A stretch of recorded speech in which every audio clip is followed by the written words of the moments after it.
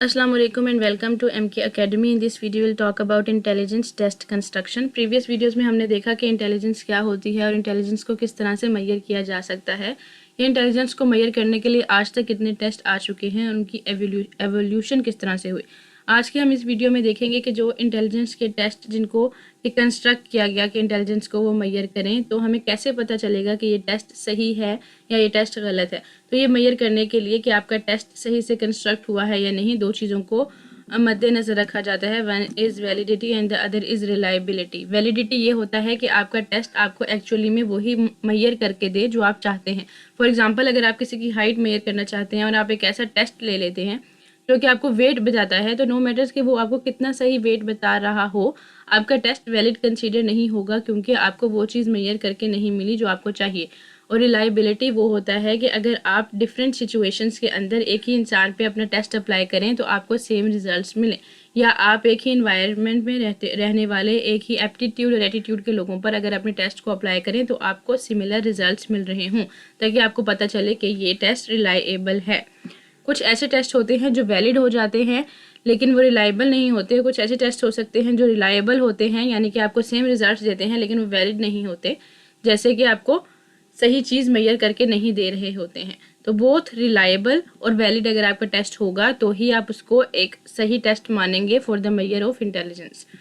तो बेसिकली ये देखने के लिए कि आपका टेस्ट सही टेस्ट है या नहीं, उसकी स्टैंडर्डाइजेशन की गई। स्टैंडर्डाइजेशन यानी कि डिफरेंट इन्वायरमेंट के अंदर एक लार्ज ग्रुप ऑफ लोगों के अंदर जो है उस टेस्ट को बांटा गया ताकि देखा जा सके कि क्या हमें वैलिड और रिलायबल रिजल्ट्स मिलते हैं या नहीं। स्टैंडर्डाइजेशन करने से हमें ये बात पता चल जाती है। अब बात करते हैं नॉर्म्स की।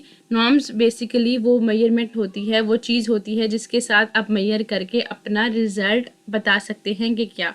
पहले जो टेस्ट होते थे जिससे इंटेलिजेंस मेजर की जाती थी, उससे हम परसेंटेज में इंटेलिजेंस मेजर कर लेते थे या आईक्यू मेजर कर लिया जाता था, और उसकी बेस पे जो है हम इंटेलिजेंस का बता देते थे। विद टाइम जो है ऐसे नॉर्म सेट किए गए कि एक जो है एक ग्राफ बनाया जाता था, उसकी एवरेज वैल्यू और मीन वैल्यू को, जो बीच वाली वैल्यू है उसको एवरेज और मीन वैल्यू मान लिया जाता था, और उसके साथ कैलकुलेट करके स्टैंडर्ड डेविएशन करके, यानी कि मीन वैल्यू से माइनस करके कुछ वैल्यूज़ जो हैं उसका बिलो एवरेज की और अबव एवरेज का जो है रिजल्ट्स निकाल लिए जाते थे।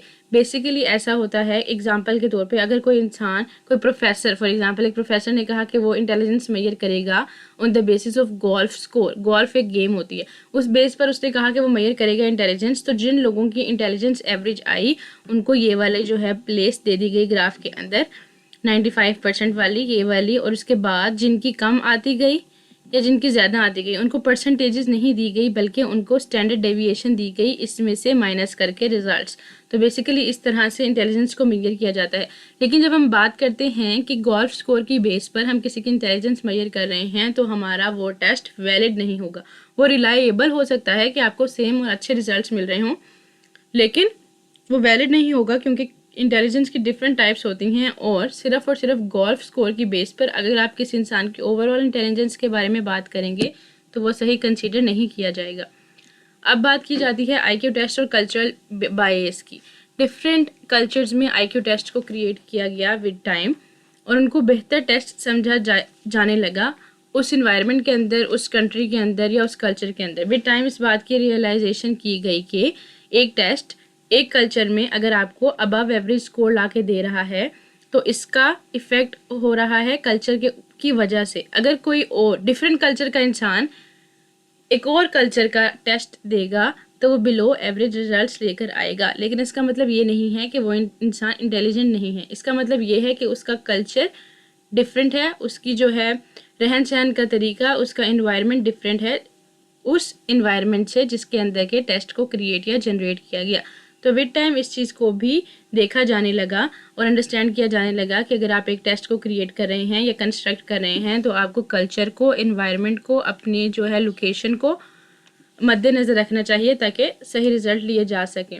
इसके अलावा जो आईक्यू टेस्ट की एक बात है वो ये कि आजकल या डिफरेंट टाइम्स से जो हम लोग स्कूल्स में या कॉलेजेस में टेस्ट दे रहे हैं वो कहीं ना कहीं हमारे आईक्यू को मेजर कर रहे होते हैं, या जो सैट्स के टेस्ट हैं उससे भी कुछ ना कुछ करके आईक्यू को मेजर किया जा सकता है।